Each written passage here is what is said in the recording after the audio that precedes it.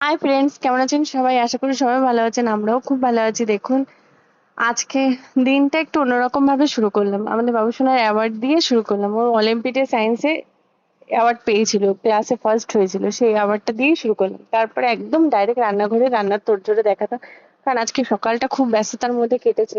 সকালে কোনো ভিডিওই করতে পারিনি। হ্যাঁ, একদম তাড়াতাড়ি করে রান্না বান্নার তোড়জোড় চলছে। ওর ছোট মামাকে আমরা নিমন্ত্রণ করেছিলাম, ওর ছোট মামা ওকে নিয়ে এসেছিল স্কুল থেকে সেদিন। নিমন্ত্রণ করেছিলাম খাওয়া দাওয়ার জন্য, কারণ সে আবার জার্মানি পাড়ি দিয়ে দেবে। তার চাকরির সূত্রে সে জার্মানিতে থাকে। তার যাওয়াটাও দেখাবো আপনাদেরকে, একটু বিদেশ ভ্রমণও করে নিয়ে আসবো। সেখান থেকে টুকরো টুকরো কিছু ভিডিও আমাদেরকে পাঠিয়েছে। এই যে ছোটদা, শুভ, দাদা ভাই সব টিভি দেখছিল।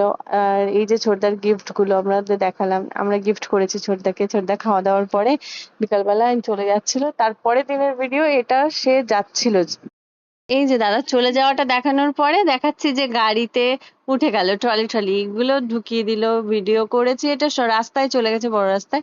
এটা আমাদের দাদাভাই একটু ভিডিও করে নিয়ে এসে দিয়েছিল আমাদেরকে, যে আমরা তো যাইনি গাড়িতে তুলতে, দাদাভাই গেছিল। এটা হলো এয়ারপোর্টে চলে গেছে, ওখানে একটু লাঞ্চও দিল।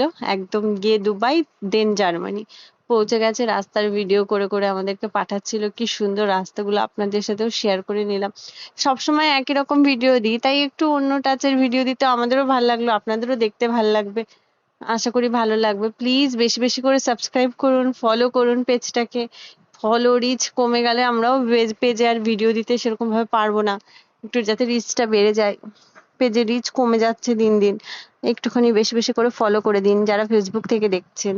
এই যে দেখুন রাস্তাগুলো। এটা হলো এয়ারপোর্টে, মানে দুবাইয়ে পৌঁছানোর পরে এটা এয়ারপোর্টের কিছু ক্লিপস তুলে দিয়েছিল। সেই ক্লিপস গুলো আগে পরে করে অ্যাড করে দিয়েছিলাম আমি। এই যে আপনাদেরকে দেখাচ্ছি, ওটা দুবাইয়ের কিছু ভিডিও ছিল, এটা জার্মানির কিছু ভিডিও।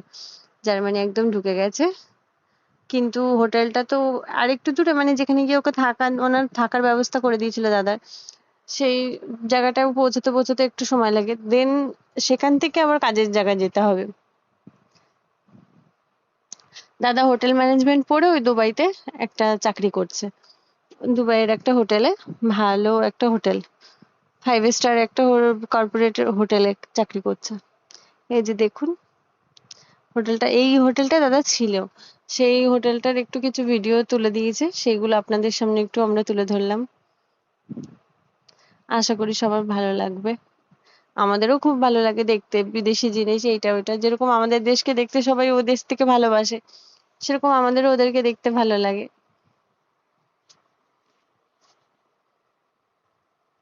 সমস্তটাই কিছু কিছু করে ছোট ছোট ক্লিপ নিয়েছিল, তা আমিও কিছুটা কিছুটা করে ক্লিপ দিয়ে দিয়ে তুলে